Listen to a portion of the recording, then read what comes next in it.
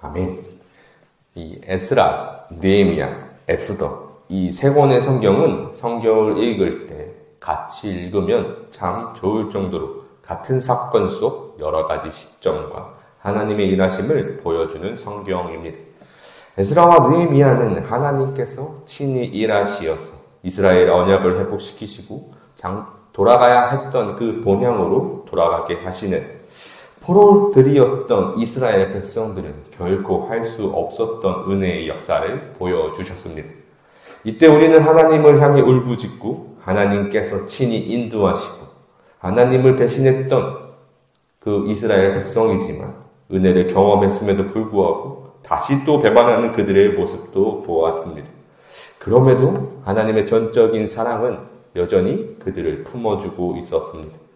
다시 주님 앞으로 돌아오게 하시던 하나님의 은혜는 이스라엘 백성들 가운데 하나님의 언약을 회복할 수 있게 하던 놀라운 은혜임을 볼 수 있었죠.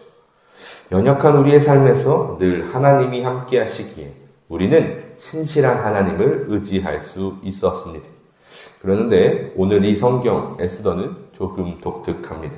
하나님이라는 명칭, 구약의 하나님의 여러 가지 이름들, 여호와 등등의 그 어떠한 이름도 직접적으로는 등장하지 않습니다.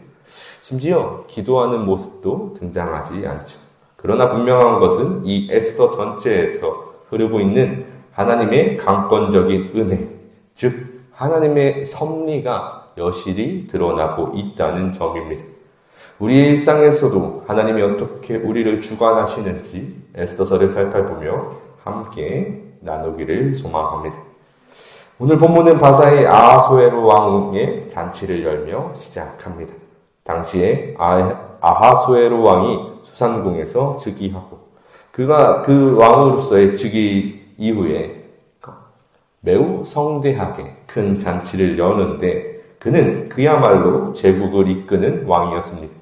인도에서부터 에티오피아에 이르러 127지방을 다스리는 강력한 제국의 왕으로 이 세상에서의 볼 때는 무소불위의 권력을 가진 것처럼 보였습니다.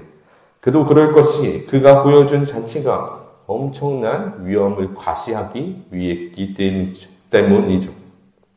4절에서는 왕이 여러 날 곧 180일 동안에 그의 영화로운 나라의 부왕과 위엄의 혁혁함을 나타내니라. 여기에 그치지 않고 그는 귀천을 가리지 않고 백성들을 위하여 잔치를 더욱 베풀었던 모습을 보여줍니다. 5절에서는 이날이 지남에 왕이 또 도성 수산에 있는 귀천간의 백성을 위하여 왕궁 후원들에서 7일 동안 잔치를 베풀세. 이렇게 이 왕은 187일간의 잔치를 보여주었죠. 그 어떠한 세상의 모습들보다 화려한 잔치임을 보여주고 있었습니다.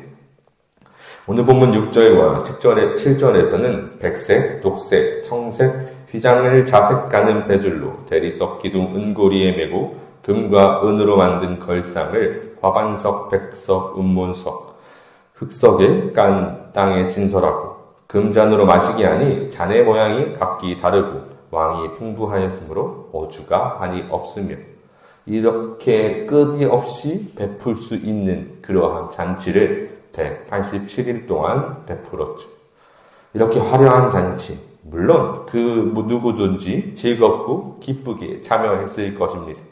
그 누구에게든지 베풀어지는 화려한 잔치에 모두가 재밌고 기쁘게 즐겁게 참여했을 것이죠. 그런데 이 왕이 이렇게 베풀어야 했었던 그 이유, 이미 강대국이면서 제국이라고 불리는 이 바사, 이 나라에서 이러한 잔치를 해야 할 이유가 도대체 어디에 있었을까요? 이렇게 굳이 할 필요가 있었을까요? 그것은 사람이 스스로 과시해야 하는 이 왕이 스스로 과시해야 하는 이유가 딱 하나 오늘 본문 4절에서 드러내고 있음을 볼 수 있었습니다. 오늘 본문 4절입니다. 함께 읽겠습니다. 왕이 여러 날 곧 180일 동안에 그의 영화로운 나라의 부왕과 위엄의 혁혁함을 나타내니라. 오늘 본문 속에서도 그 이유를 아주 명확히 말해주고 있습니다. 사람들은 스스로 강력한 위엄을 내세우기 위하여 그 과실을 보여줍니다. 하나님의 영광을 통하여 하는 것이 아니라 스스로 그 위엄과 자신의 획격함, 그의 영화로운 부함을 보여주기 위한 과시임을 볼 수 있었습니다. 오늘날 우리의 세상에서 이 보여주는 가시가 스스로 강력함을 내세우는 것, 스스로 가지고 있는 영광을 드러내려고 한다는 모습이라는 것을 본질적으로 알려주고 있습니다. 우리가 바라보는 세상의 모습은 이렇게 강력한 힘으로, 엄청난 화려함으로 모든 술잔을 금으로 만들어낼 정도의 화려함, 여러 가지 색상의 화려한 휘장을 질비하게 게시하고 끊이지 않는 술로 우리의 눈을 미혹하고 있는 세상입니다. 그러나 이 잔치가 얼마나 했는지 잘 살펴봐야 할 것이죠. 고작 187일 뿐입니다.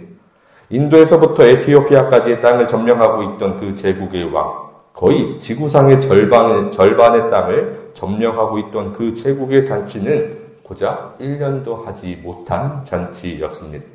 명백한 세상의 권력의 한계임이 드러나는 것이죠. 그러나 우리가 잘 알듯이 우리 하나님의 잔치는 영원할 것이고 그 안에서 다시 밤도 없고 그 누구도 상관없이 초대를 받을 수 있는 잔치라는 것입니다. 오늘 본문 속에서는 귀천에 가리지 않는 백성들을 위하여 7일 동안 잔치를 열었습니다. 그리고 181 동안은 바사의 장군들과 여러 귀족들을 위하여 연 잔치였죠. 그러니 이 잔치의 차이가 너무나도 컸습니다. 그러나 하나님께서 부르시는 그 잔치는 그 누구도 상관없이 초대를 받을 수 있는 잔치입니다. 부귀영화, 세상의 권세, 그 어떠한 것도 상관없이 하나님 나라의 잔치에 초대를 받을 수 있습니다. 그리고 그것은 오직 하나님의 아들, 우리 구주 예수 그리스도를 믿을 때 우리는 저러한 썩어질 것, 반드시 끝날 날이 있는 잔치 따위가 아니라 하나님과 함께하는 그 영광의 그 영원한 잔치에 참여할 것이죠. 결국 오늘 본문은 세상의 본질을 그대로 보여주고 있습니다. 우리는 여기서 이 세상의 본질을 꿰뚫어 봐야 할 것입니다.